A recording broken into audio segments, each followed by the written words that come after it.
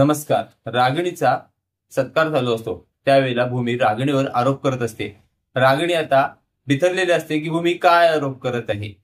त्यावेळी आकाश सुद्धा भूमीचं सगळं ऐकून घेत असतो. आकाश भूमीचं ऐकून घेत असतो. रागिणी आता भूमीला म्हणते, भूमी तू एवढे आरोप करतेस पण तुझ्याकडे तसा पुरावा आहे का? त्यावेळी भूमी म्हणते होय. रागिणी बिथरते, विचार करू लागते की भूमीकडे असा कोणता पुरावा आहे की ती या पुराव्यानुसार माझ्यावर आरोप करत आहे. त्यानंतर भूमी पुरावा म्हणून बोलवते. पोलीस एका माणसाला घेऊन आतमध्ये येतात.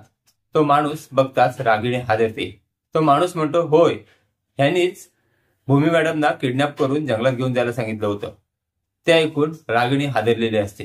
त्यानंतर तो माणूस म्हणतो, होय, आणि ह्यांनीच मला काही वर्षापूर्वी आकाशच्या आई वडिलांच्या गाडीचा ब्रेक फेल करायला सांगितलेला असतो. ते ऐकल्यावर रागिणी आणखीच हादरते, कारण रागिणीचं सत्य सगळ्यांसमोर आलेलं असतं. त्यानंतर रागिणी गयावया करू लागते. तिथे पोलीस सुद्धा असतात. पोलीस रागिणीकडे बघत असतात. रागिणीचं सत्य समोर आल्यामुळे रागिणी बयावया करत असते. रागिणी आकाशकडे बघत असते तर आकाश चिडलेला असतो. त्यानंतर रागिणी तिच्या आईकडे जाते आणि माफी मागते. त्यावेळी रागिणीची आई खूप चिडलेली असते. ती रागिणीला सटासट कानाखाली मारते. रागिणी आता समजलेली असते की आपल्या बाजूने कोणी नाही. त्यानंतर पोलीस रागिणीला पकडतात, तिथनं घेऊन जात असतात. त्यावेळी रागिणी आकाशकडे दयेची भीक मागते. आकाश रागिणीकडे जोरात रागाने बघतो.